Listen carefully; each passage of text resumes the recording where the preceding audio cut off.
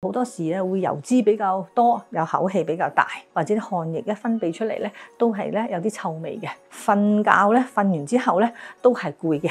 咁咧，你要懷疑自己有濕熱啦。市場上可能好多人都叫做健脾祛濕湯，OK， 但係咧我呢個版本咧係我代代相傳出嚟嘅湯嚟噶啦，係有健脾祛濕就呢個潤燥凌晨安眠同埋清肝熱潤肺嘅作用嘅。咁新冠之後，咁大家好多時喉嚨好似有啲痰啊、啲咳啊，或者好似覺得攰攰地咁樣咧，呢個湯可以多啲去用。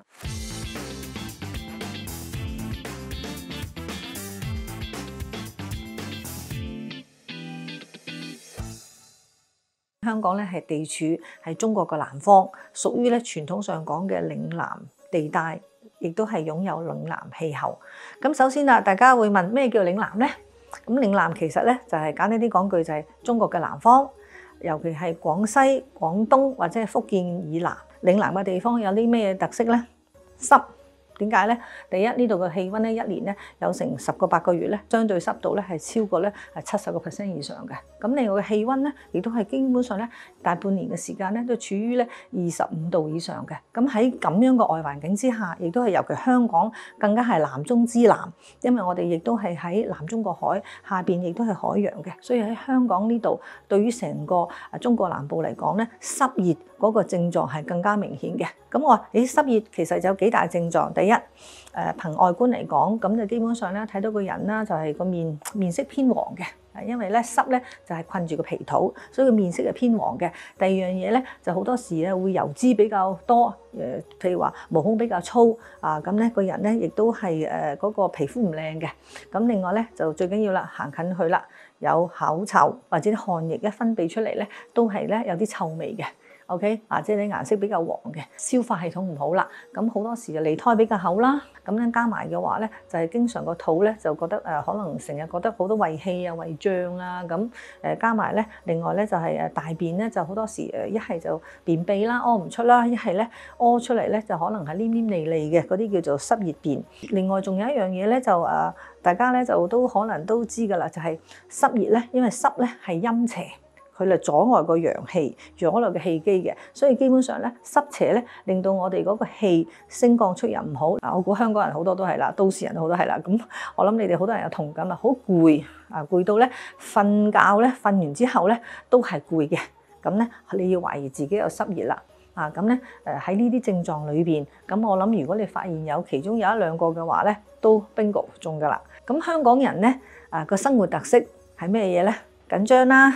冇啖好食啦，或者大飲大食啦，自助餐啊，或者係 BBQ 啊，或者係食啲煎炸嘢啊，或者食個麻辣火鍋啊咁樣。咁麻辣火鍋其實唔應該係香港食嘅，應該咧係四川食嘅，因為嗰邊咧濕得嚟係偏寒嘅，但係香港嚟濕得嚟偏熱嘅。呢啲咧亦都係咁嘅生活習慣咧，亦都係影響個人咧又濕又熱嘅。如果一般嘅唔係太嚴重嘅，我哋可以透過食療。可以作為一種改善。咁我哋呢個湯咧係好有名嘅。我哋個湯咧其實個知名程度咧，同北京人咧佢哋食烤鴨啦，或者四川人食火鍋咧，或者上海人咧食呢個咧東坡肉一樣都係咧非常之有呢個代表性嘅。因為點解咧？呢度嘅地方好熱，太陽經常係非常之熱辣辣咁曬落個地下度，咁啲蒸氣蒸上嚟，變咗我哋由朝到晚咧就喺呢度嘅人咧就有個特色，毛孔粗大。點解咧？因為出汗。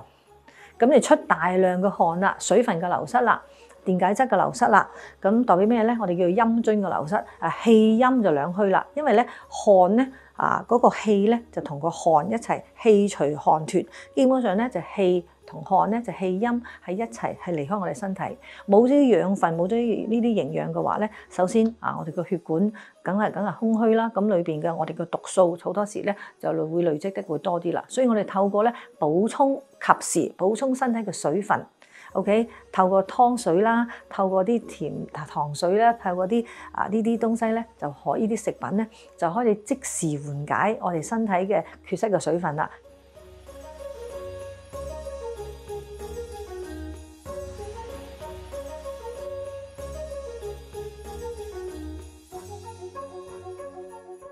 介紹一個我嘅版本嘅健脾血濕湯。其實健脾血濕湯咧，其實好多市場上可能好多人都叫做健脾血濕湯。OK， 但係咧我呢個版本咧係我代代相傳出嚟嘅湯嚟㗎啦。咁我自己再加埋我中醫嘅知識咧，就變咗重新調整過嘅。首先一樣嘢就係健脾祛濕啦，係佢主要功用啦。第二樣嘢咧，清肝寧神。因為呢一個咧，無花果咧可以清肝熱嘅，可以潤肺嘅。咁呢一個咧茯苓咧，亦都有一個健脾祛濕、寧神安眠嘅作用。OK， 有啲人瞓得唔好啊，掹掹整整緊好適合嘅。咁另外咧，呢個百合咧有呢個潤肺亦都係一個養顏嘅作用，亦都係一個寧神安眠嘅作用。所以呢一個咧就好啱都市人用嘅。咁另外㗎啦，咁我配呢個炒扁豆嘅話咧，咁呢一啲咧就係呢一個咧就係燥濕嘅。咁呢個咧就係咧可以令到啲水分佢係唔同嘅管道走出去，咁亦都係可以加強嗰個呢個湯嘅作用。咁啊本身係豆類，佢亦都有豆類有嘅嘢，就係佢可以咧補充嗰個蛋白質同埋個鈣質，所以對於小朋友嘅生長發育啦，對於中老年人補充嗰個鈣質啦，都係好好嘅嘢。尤其女性咧更年期嘅時候適當補充豆類佢係可以補充個雌激素水平嘅流失嘅，好嘢嚟㗎。可能係出邊買唔到啲炒扁豆，只能可能你一般嚟講可能淨係買到啲白扁豆嘅啫，自己翻去咧攞白鑊炒一炒佢，咁由細火至中火炒佢，炒到佢少少啡啡地色就得㗎啦。咁一炒完之後咧，咁佢就燥濕嘅作用咧就強啲，咁同埋就類似起咗白術嘅作用，但係咧入食療個味道行第一。就呢個生薏米咧個性質咧比較上係利小便。去濕利小便，咁咧就比較少涼嘅。咁呢一個咧炒過之後咧，咁佢冇咁涼。咁我通常咧就咁樣兩溝用嘅。跟住咧呢一個咧係一個淮山啦。咁大家成日覺得淮山健脾，咁其實脾有分脾陰係嘛？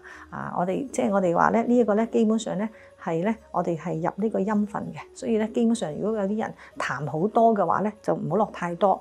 咁但係如果有啲人咧佢冇乜痰，就經常咧皮膚乾燥啊或者口乾嘅話咧，就適當落一啲。今日示範嘅咧係一隻冇硫磺嘅正宗嘅河南嘅生曬淮山。咁另外嘅我哋其實都仲有一啲叫做鐵棍淮山嘅。其實淮山好多種，希望有機會同大家分享揀淮山嘅技巧啦。咁另外嘅就有啲令到呢個湯咧就更加好味嘅嘢啦。可以用瘦肉，咁我就今日呢度咧用咗呢個西施骨，因為西施骨咧有啲鈣質，亦都有啲膠原蛋白。咁佢比瘦肉嘅話咧，對於咧無論小朋友、老人家、中老年人，對於佢嗰個補充我哋嘅骨膠原。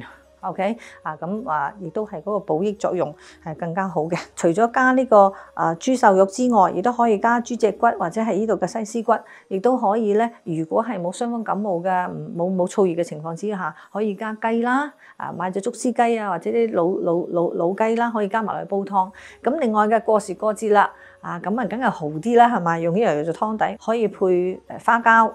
花膠梗係要另外浸發咗先，處理咗先，咁然後呢個湯煲咗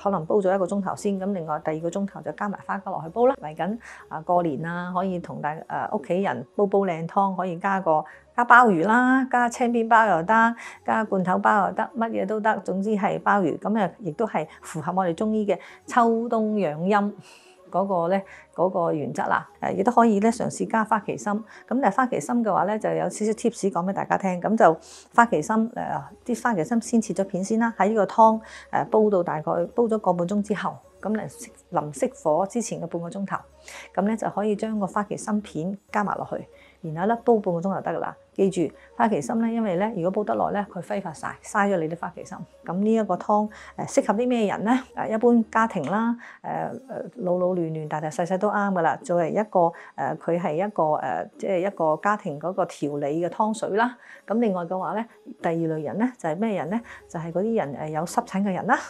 有皮膚唔舒服嘅人啦，皮膚症狀嘅人啦，例如咧皮膚痕癢啦、乾燥啦、甩皮啦，或者係有少少即係覺得個皮膚個面色唔夠好啦，或者係皮膚有時容易有油油脂比較多咁呢個湯咧都可以咧平衡你嘅油脂分泌嘅，亦都可以有去濕、去熱、潤肺嘅作用。咁第三種咧，而家就知道好多人有新冠後遺症啦。咁新冠之後，咁大家好多時喉嚨好似有啲痰啊、啲咳啊，或者好似覺得攰攰地咁樣咧，呢個湯可以多啲去用，咁亦都可可以透過唔同嘅配搭，亦都可以加強個功用嘅。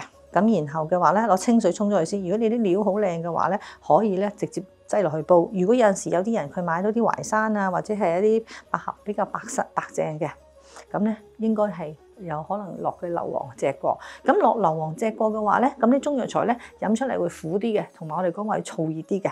咁點樣處理咧？咁基本上咧，大家可以咧喺嗰個用熱水滾水浸一浸佢15分鐘到，然後就沖咗佢，可以如是者浸2次，咁就應該可以將佢嗰個硫磺可以洗走咗啲出嚟噶啦。嗰個西施骨就係先出水啦。咁呢度亦都教大家啲 tips 啦。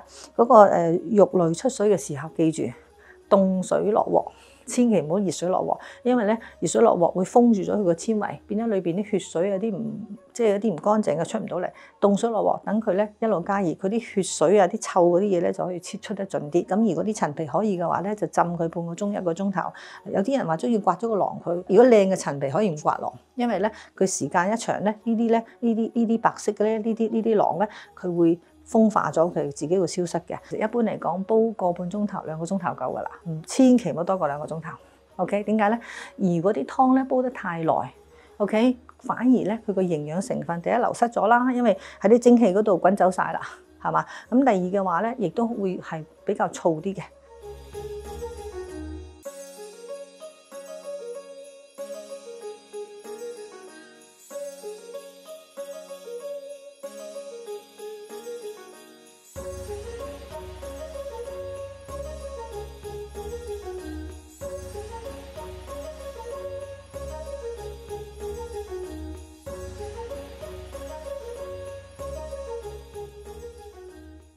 中細火就煲佢咧，大概咧就煲佢正如咁講，煲2個鐘夠噶啦，千祈唔好煲得耐嚇。咁然後咧我哋就可以開火等飲靚湯。